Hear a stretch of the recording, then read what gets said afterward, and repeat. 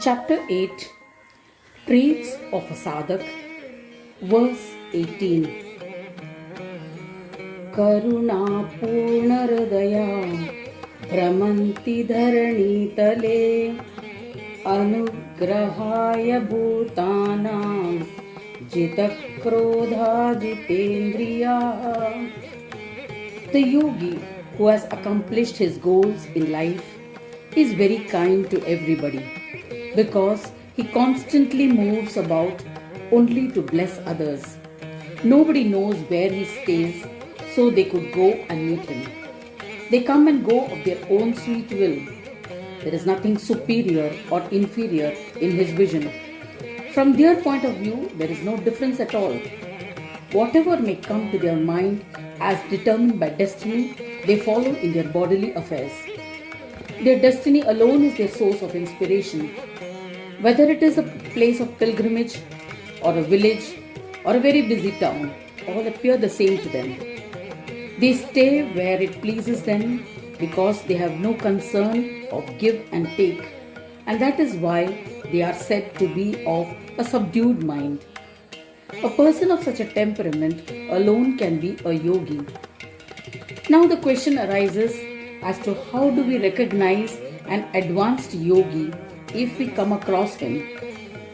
That is why the company of saints is considered very rare.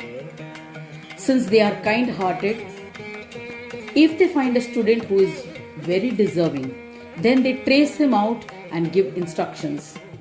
If he is meritorious, he absorbs those instructions, follows them and benefits from his well-being.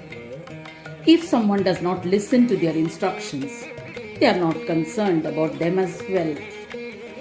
Thinking thus, they remain in peace. Therefore, a yogi has a heart that is devoid of any desires, absolutely content and fulfilled.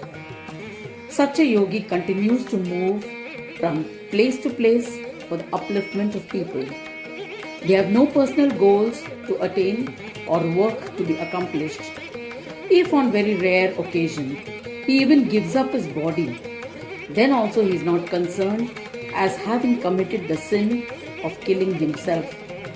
The reason is, when his soul itself has become one with the divine, where is the question of merit or sin affecting whom or how? The body that is inspired by destiny works only as an instrument of action. He lives to be of service to people. Anyone who does service to such a yogendra will always benefit from good advice and permanent joy-giving knowledge. They do not give worldly pleasures because such pleasures are creators of bondage, and these people want to be liberated. That is their sole desire. He is a service-oriented being. They do not care whatsoever if they lose their kingdom, nor do they feel sad at losing their wealth. But they bless him with knowledge and not the fulfillment of their worldly desires.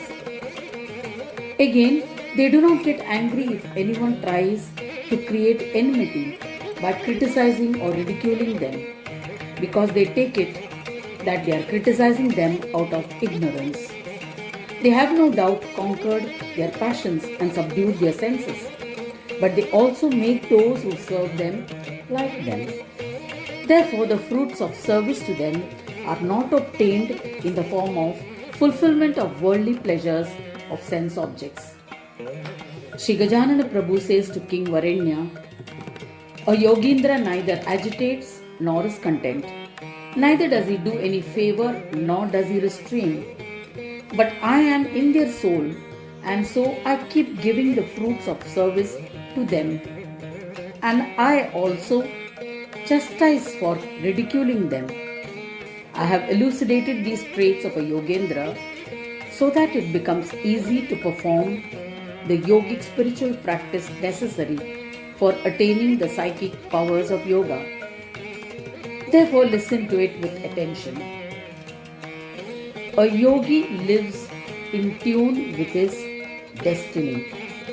Shri Gajanan Prabhu says in the verse 19, देहमात्रभृतो Bhoop समलोष्टाश्मकाञ्चनः एतादृशा Mahabhaga स्युश्चक्षुगोचरः Priya. The embodied Yogendra's livelihood goes on according to his karmas, related to his destiny. This has been said earlier as well. If due to his destiny he does not get clothes to cover his body, he remains naked. He does not make an effort to get clothes, but for the purpose of relieving his hunger, he does make effort to beg for food. That is, if due to his efforts no one will be easily annoyed, then alone he begs for alms. He is only concerned that he should get enough food to satiate his hunger. Therefore the words Dehamatra Brutaha reflects the character as described above. Dehamatra Brutaha means Digambara api Deharakshana Tatparaha. It does not matter if one does not get clothes to cover oneself, but it is necessary to protect one's life or prana. The Supreme Eternal Creator has created this world for his own desire. He himself has entered his creation and placed from there. This has been reiterated in the Shrutis. Therefore, this is a kind of service for that union to attain fruition. In the same way, a Yogindra protects himself. Thus, the physical exertion of Brahmajnanis is to perform yajnas. If they do not get clothes to cover their bodies, then it is possible to remain naked. But if they do not get food to eat, it is not possible to live itself. That is why they make efforts to get food by begging. Thereafter, he goes on to explain the next stage by saying, Samaloshtasma Kanchanaha. When we find stones on the path we are walking, nobody bothers to pick them or throw them aside, because no one will accomplish anything by doing that. This is an ordinary and normal tendency. The same tendency can be seen in a yogi, but instead of stones, even if he finds gold, it will be the same reaction. There is no difference between stones and gold for him. Neither of them affect him. For him, both gold and mud are equal. A yogi does not even touch gold. If everything takes place according to destiny, then why make an effort? Therefore, for them, gold, iron, and rock are all the same, meaningless. Someone might say, if they don't want it for themselves, they can give it to others. They do not tell others to take it. If it is so planned by the divine, then they may feel the urge in their mind to take it. He thinks, is there any significant feature in gold which mud does not have? Whether it is mud or stone, both are equal for the yogis. These are the types of traits one sees in them. They consider themselves fortunate, since the source of all fortunes and their end has been achieved by a Yogendra through yoga and spiritual practices. There is nothing greater than that. After having attained different kinds of psychic powers, however prosperous one may become, they are still impermanent, insufficient, and in the end they turn out to be the cause of sorrow. But the good fortune that one gains through yoga as described above may be perpetual. My devotees are many, but without being worthy, nobody will be able to worship my entire form. All other devotees merely worship a small portion of me. Such a fortunate one is very rarely seen. I am truly happy when I see him and am always eager to have his darshan. Sri Gajanan Prabhu continues his conversation with King Varenya. He says, such devotees are very rarely found on earth. I am the dearest for them, so they are dearer than anything else for me. Just as I am very dear to you, and you have left your kingdom, wife and son, for the love of my yoga. In the same way, yoga is also very dear to me. Besides, you yogis are also extremely dear to me because you have identified with me. The love for one's wife and children is the bodily happiness. But since the yogis have become identified with my form, it is as though they have taken over my life itself.